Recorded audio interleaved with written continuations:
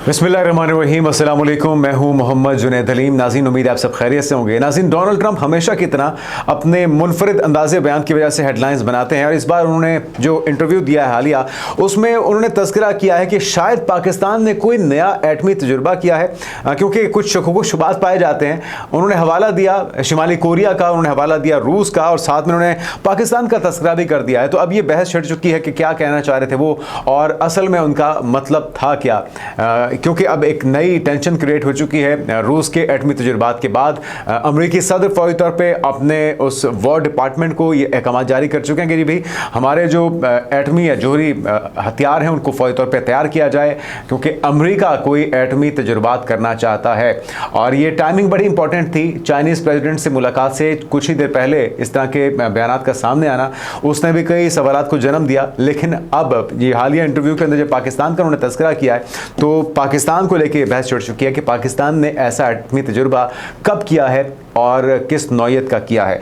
तो ये गुफ्तगू आपको सुनाते हैं और इसके मुख्तलिफ जो पहलू हैं उसे भी आपको रोशनास कराएंगे। साथ में आपको बताएंगे कि पाकिस्तान और चीन के दरमियान एक और $5 अरब का बहुत ही अहम दिफाई मुआहिदा होने जा रहा है, जिसमें पाकिस्तान को चाइना जदीद आबदोज देने वाला है कुछ ही महीनों के बाद, यानी कि अगले साल, जिसका आगाज़ अभी होने में 2 महीने बाकी रह चुके हैं। तो इसमें क्या कुछ शामिल होगा, किन खुसूसियात की हामिल होगी आप दोस्त, ये आपको बताते हैं। और साथ में आपको ये भी बताएंगे कि जनरल बख्शी, जो कि अमूमी तौर पे गोदी मीडिया का किरदार अदा करते हैं और भाजपा सरकार को, मोदी सरकार को डिफेंड करते हुए दिखाई देते हैं, वो भी मानने पर मजबूर हो चुके हैं कि मई में होने वाली पाक भारत जंग के अंदर वाज़ेह तौर पर पाकिस्तान ने कामयाबी हासिल की थी। उन्हीं की ज़ुबानी, उन्हीं की गुफ्तगू आपको सुनाएंगे। और वो भारतीय फ़ौज, वो BSF जो कि आंखें दिखाती है पाकिस्तान को, जिसका हम कई बार उन्हें सबक भी सिखा चुके हैं, लेकिन बांग्लादेश में, जिसमें कुछ ही महीने पहले रिजीम चेंज से पहले जिस वक्त शेख हसीना वाजिद की हुकूमत थी, तो एक एक कदम वो भाजपा सरकार से पूछ के उठाते थे। लेकिन आज जब भारतीय फोर्सेस सरहद पार करके बांग्लादेश पहुंची हैं तो आम शहरियों ने, बांग्लादेश की फोर्सेस ने नहीं नाज़रीन, बांग्लादेश के आम शहरियों ने किस तरह से उन्हें सबक सिखाया है और वापस जाने पर मजबूर किया है, उसके कुछ दिलचस्प विजुअल्स हैं जो कि सोशल मीडिया पर गर्दिश कर रहे हैं, वो भी आपको दिखाएंगे। और गजा में किस तरह से सीज़फायर मुआहिदे की मुसलसल खिलाफ वर्जी की जा रही है, किस तरह से फ़लस्तीनियों के ऊपर मज़ालिम ढाए जा रहे हैं, उसको लेकर कुछ अहम अपडेट्स हैं। और साथ में एक ऐसे वक्त में जब फ़लस्तीनियों के ऊपर मज़ालिम ढाए जा रहे हैं, फ़लस्तीनी मज़ामती तंजीम की तरफ से मुसलसल अपने जो वादे हैं उसके ऊपर अमल दरामद किया जा रहा है और डेड बॉडीज़ इजराइलियों की हैंड ओवर करने का सिलसिला उनकी तरफ से जारी रखा गया है। और कुछ खबरें ये भी हैं कि ज़्यादती के वाक़यात हुए और जिनसी हिरासगी के वाक़यात हुए, फ़लस्तीनी कैदियों के साथ, ख़वातीन के साथ उनकी इज़्ज़तों को पामाल किया गया और उसकी वीडियो बनाई गई है। लेकिन एक खातून IDF की मेजर जनरल की तरफ से उस वीडियो को जब अपलोड किया गया है तो उसके ऊपर बड़ा बैकलैश आया कि जी IDF को बदनाम किया जा रहा है। हालांकि हकीकत तो यही है कि उनके मकरू चेहरे को उस खातून ने एक्सपोज किया, पूरी दुनिया के सामने दिखाया और उस खबर की गर्दिश करने के बाद अब वो खातून लापता हो चुकी है। तो ये शुकूक व शुबात पैदा हो रहे हैं कि शायद हुकूमत की तरफ से नेतन्याहू की जो इस वक्त एक रजीम मुसल्लत है इज़राइल के ऊपर, जो कि मुसलसल जंगी जराइम के इर्तिकाब में मुलविस पाई जा रही है, उनकी तरफ से उसे कहीं गायब कर दिया गया है। और साथ में आपको ये भी बताएंगे कि अगला दौर 3 नवंबर को जो कि होने जा रहा है टर्की में, और गज़ा अमन मुआहिदे को लेकर पाकिस्तान में भी, उसमें पाकिस्तान की नुमाइंदगी भी शामिल है। तवक्को ये की जा रही है कि आम पेशरफ्तगी और मुआहिदों के ऊपर अमल दरामद को, शिकों के ऊपर जो तय पाया है अमल दरामद को यकीनी बनाया जा सकेगा और जो मुसलसल मज़ालिम ढाए जा रहे हैं उसका खात्मा भी हो सकेगा। तो एक एक करके नाज़रीन ये तमाम अहम डेवलपमेंट्स आपके साथ शेयर करते हैं, जिसमें सबसे पहली जो पेशरफ्त है वो डोनाल्ड ट्रंप के उस बयान के बाद सामने आई है जो उसने अपने हालिया इंटरव्यू में दिया है। डोनाल्ड ट्रंप का कहना था क्या था, पहले वो सुने। In society we're different. We talk about it. We have to talk about it because otherwise you people are going to report. They don't have reporters that are going to be writing about it. We do. No, we're going to test because they test and others test, and certainly North Korea's been testing. Pakistan's been testing.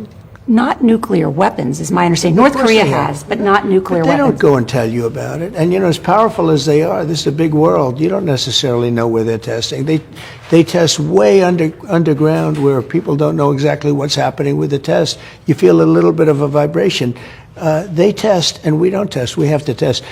And Russia did make a little bit of a threat the other day when they said they were going to do certain forms of a different level of testing. But Russia tests, China does test. and we're going to test also. So तो लगता है जी Donald Trump कुछ insecure महसूस कर रहे हैं और इस इनसिक्योरिटी में वो पाकिस्तान का नाम भी फ्लो में ले गए हैं। उन्होंने रशिया की बात की, उन्होंने चाइना की बात की, उन्होंने शिमाली कोरिया की बात की है और उन्होंने पाकिस्तान की भी बात की है, जिस पर सवाल पूछा गया एंकर की तरफ से कि जी आप बात कर रहे हैं एटमी हथियारों के इस्तेमाल की, जबकि ये जो तजुर्बात हो रहे हैं ये वॉर हेड्स ले जाने की सलाहियत रखने वाले मिसाइलों के तजुर्बात हैं या हथियारों के तजुर्बात हैं, तो आप इसको डायरेक्टली एटमी तजुर्बात तो नहीं कह सकते। जिस पर उन्होंने कहा कि जी ये बड़े पावरफुल ममालिक हैं और ये ज़ेर ज़मीन इस तरह के तजुर्बात करते हैं, आप हतमी तौर पे नहीं कह सकते, जिससे थरथराहट पैदा होती है, जिससे हल्के फुल्के अर्थक्वेक्स आते हैं। तो उन्होंने डायरेक्टली एंड डायरेक्टली ये कह दिया कि इन ममालिक की तरफ से एटमी हथियारों के तजुर्बात बराह रास्त किए जा रहे हैं, जिसमें उन्होंने रशिया, जिसमें शिमाली कोरिया, जिसमें चाइना और पाकिस्तान की बात की है। तो अब ये बहस शुरू की है कि क्या पाकिस्तान ने भी कोई हालिया तारीख में कोई एटमी तजुर्बा किया है, और अगर किया है तो कहाँ पर किया है, किस नौयत का किया है, किस शिद्दत का किया है। और वो बार बार पाकिस्तान और भारत के दरमियान जो जंग रुकवाने की बात करते हैं उसमें भी इस चीज़ का तस्करा करते हैं कि दोनों एटमी ममालिक के दरमियान जंग छिड़ने ही वाली थी और शहबाज शरीफ ने यह फैसला कर लिया था कि वो हमला करने वाले हैं। पाकिस्तान के फील्ड मार्शल आसिम मुनीर की तरफ से, पाकिस्तान की फौज की तरफ से यह फैसला कर लिया गया था। अगर डोनाल्ड ट्रंप किरदार अदा ना करते तो शायद वो या तो इंटेंसिटी बढ़ाने के लिए अपने किरदार की इस तरह के बयान देते हैं, ये शायद हकीकत में मबनी ये बयान हैं और इस तरह की बात, इस तरह की नौयत पैदा हो चुकी थी। बहरहाल उनके किरदार को और उन्होंने जो जंग रुकवाने के लिए कोशिश की है, पाकिस्तान तो इसको एक्नॉलेज करता है लेकिन भारत इसको मानता नहीं है और इसी मैं ना मानूं की पॉलिसी की वजह से भारत काफ़ी नुकसान भी उठा चुका है। लेकिन बहरहाल इस हालिया इंटरव्यू के बाद अब ये कयास आराइयाँ, ये गुमान और ये मुख्तलिफ थेरीज पेश की जा रही हैं सोशल मीडिया के ऊपर भी, और जवाब जो ऑफिशियल स्टेटमेंट है पाकिस्तान की वो तो इस बारे में नहीं आई।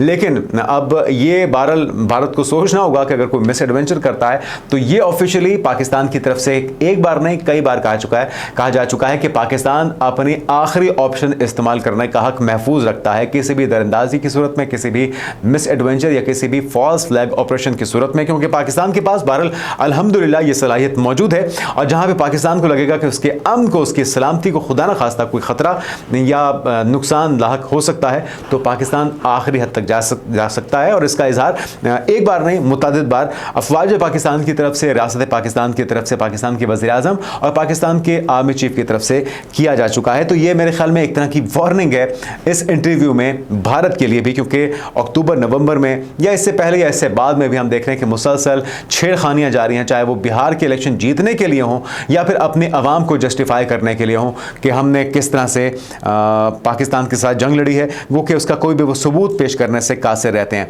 अच्छा नाज़रीन, इसी जंग को लेकर जनरल बख्शी का बयान क्या है, पहले वो सुनिए वो क्या कह रहे हैं।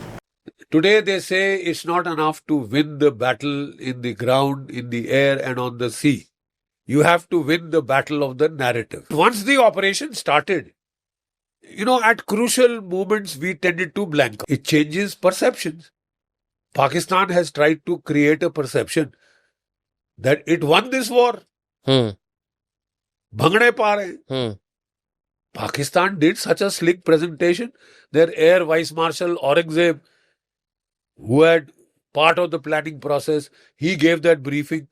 He used all the standard NATO jargon, this jargon, that jargon.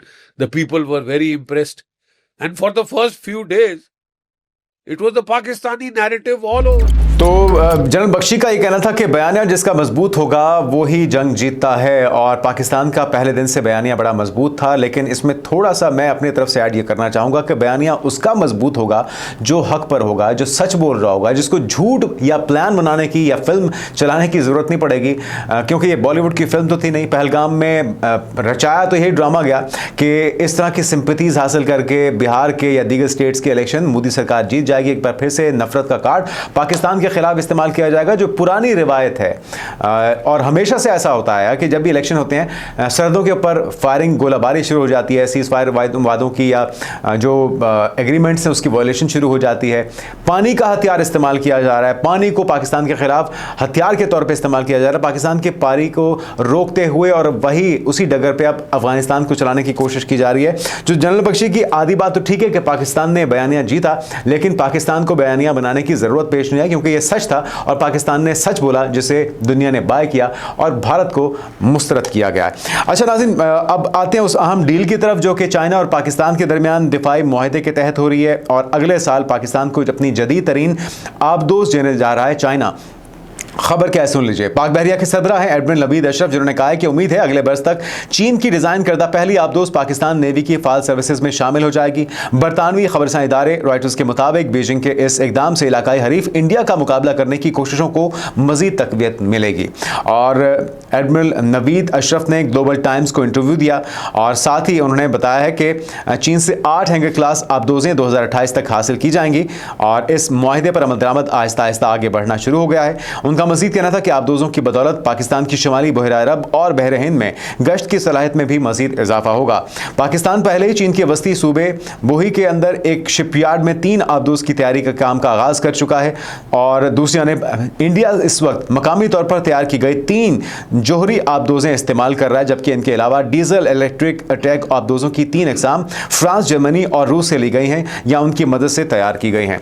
तो पाकिस्तान भी पूरी तरह से अपने जो बहरी इस्तेदाद है या कुव्वत है उसको बढ़ाने के लिए मुसलसल अपना काम कर रहा है और जो एग्रीमेंट्स हैं उनको आगे बढ़ाया जा रहा है। $5 अरब की चाइना और पाकिस्तान के दरमियान डील है, लेकिन ग्राउंड पे जो सिचुएशन है वो बहुत ही मखदूश है। भारत की फोर्सेस को देख के उनके साथ हमदर्दी होती है और थोड़ा अफसोस भी होता है कि वो बांग्लादेश जिसको इन्होंने खिलाया पिलाया तैयार किया पाकिस्तान के खिलाफ इस्तेमाल करने के लिए, पाकिस्तान से अलहदा भी कर दिया। पाकिस्तान का हिस्सा था वो और पाकिस्तान आज भी बांग्लादेश वालों को अपना भाई समझता है, लेकिन आज BSF या इंडियन फोर्सेस जब सरहद पार करके बांग्लादेश जाती हैं तो उनको किस तरह का रिसेप्शन मिलता है, जरा मनाजिर देखिए।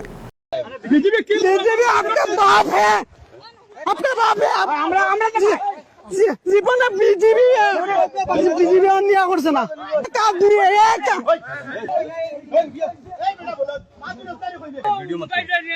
उसका दिला रे मामा, हे मामा रुको, क्यों आ रहे हो? बीजेपी অন্যায় করছে না, আপনি অন্যায় করেন। तो नाज़रीन, ये फोर्सेस पाकिस्तान से लड़ेंगी और ये फोर्सेस जिन्हें बांग्लादेश के सिविलियंस की तरफ से मारा पीटा गया है और उनको वापस जाने पर मजबूर कर दिया गया, वो बांग्लादेश जहाँ पे कुछ अर्सा पहले तक ये दंदनाते फिरते थे शेख हसीना वाजिद की हुकूमत में, करप्शन का दौरा था, करप्शन का राज था और पूरी दुनिया में नफरत को एक्सपोर्ट किया जाता था सिर्फ इस वजह से कि भारत खुश हो जाए।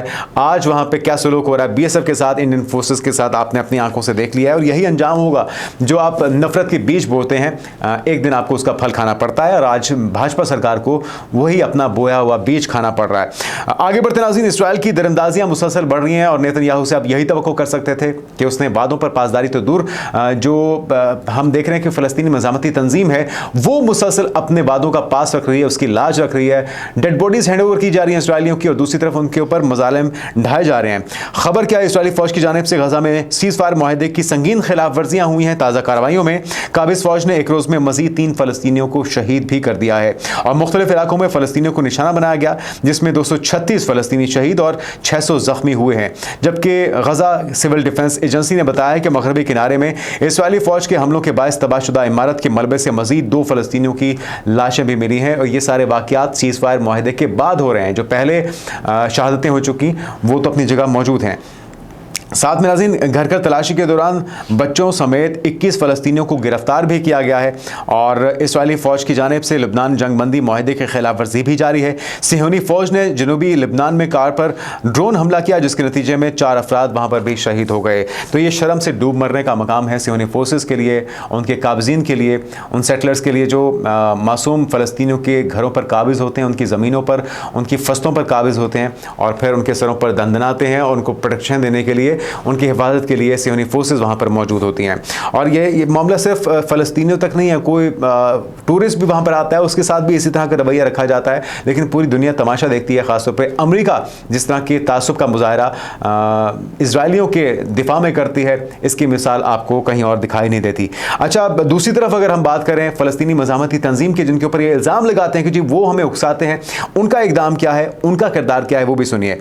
इसराइली फ़ौज की जानिब से गजा में सीज़ फायर मुआहदे की संगीन खिलाफ वर्जियां और काबिजीन ने एक रोज में मजीद 3 फलस्तीनियों को तो शहीद किया है। दूसरी तरफ इस्राएली फौज ने रेड क्रॉस से यरगमालियों की लाशें मौसूल होने की तस्दीक कर दी है। इस्राएली मीडिया के मुताबिक लाशों को शनाख्त के अमल के लिए तल अवीव के अबू कबीर फॉरेंसिक इंस्टीट्यूट में मुंतकिल किया गया और तंजीम से कबल 17 यरगमालियों की लाशें इसराइल के हवाले कर चुकी और नई हवालगी के बाद मजमूई तौर पर 20 लाशें इसराइली हुकाम के हवाले की जा चुकी हैं।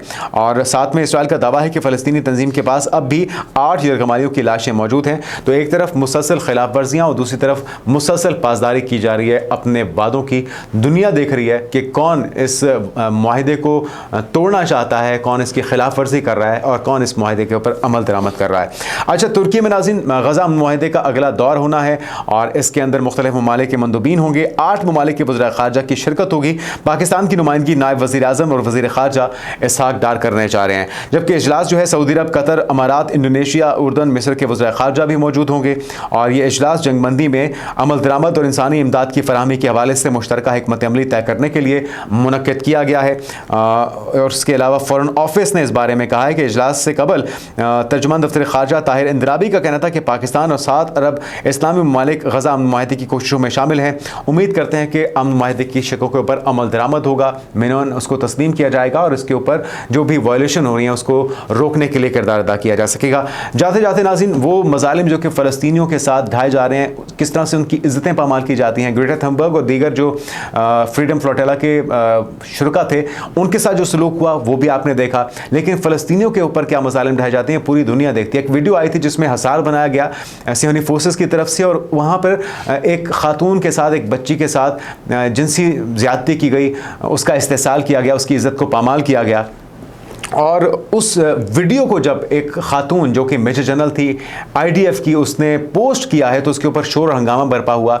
और जब उसने मकरू चेहरा से उन्हें फोर्सेस के पूरी दुनिया को दिखाया है तो उसके ऊपर दबाव इतना ज़्यादा था कि उसे बिलाखिर नेतन्याहू ने गायब करवाने में ही आफियत जानी है। ख़बर क्या है वो भी सुन लीजिए नाज़रीन। ये मामला है इसराइली मेजर जनरल यफ़ात तोमर यरूशलमी, जो कि IDF की साबिक चीफ लीगल ऑफिसर भी थी और इस वक्त वो कई घंटों से लापता हैं। जब उन पर यह इंकशाफ हुआ है कि फ़लस्तीनी कैदियों के साथ ज़्यादती की वीडियो सदे तेमन हिरासती मरकज़ से उन्होंने खुद ही लीक की थी और शदीद अवामी गमों से इस्तीफ़े के दबाव और धमकियों के बाद वो अचानक गायब हो गई हैं। उनकी गाड़ी तल अवीव के करीब होटल हास्तोक बीच के पास चलती हालत में मिली, जिस पर बड़े पैमाने पर सर्च ऑपरेशन शुरू किया गया और ख़दशा जाहिर किया गया है कि शायद उन्होंने खुदकुशी कर ली हो।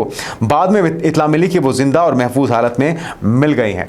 तो ये है वो IDF का मकरू किरदार, मकरू चेहरा जो कि मज़ालिम ढाता है फ़लस्तीनियों के ऊपर। पूरी दुनिया से जो लोग हिमायत करते हैं फ़लस्तीनियों की, गज़ा के शहरियों की, उनके भी इस्तेसाल किया जाता है। और जब ये चीज़ मंजर-ए-आम पर आती है तो फिर ये मुँह छुपाते फिरते हैं या फिर इन्हें जबरी तौर पर गायब कर दिया जाता है। बहरहाल उम्मीद करते हैं कि दुनिया होश के नाखुन होगी और डोनाल्ड ट्रंप या अमेरिका जो कि ख़ुद को ये जंगें रुकवाने वाला क्लेम करते हैं, पीस मेकर या अमन का नोबेल इनाम हासिल करने का हकदार समझते हैं, उन्हें इस तरह की दरिंदगी को रोकने के लिए फौरी और मौसर इक़दाम करने की ज़रूरत है। आने वाले दिनों की पेशरफ़्त से आपको अपडेट करते रहेंगे। अपना ख्याल रखिएगा। अल्लाह हाफ़िज़।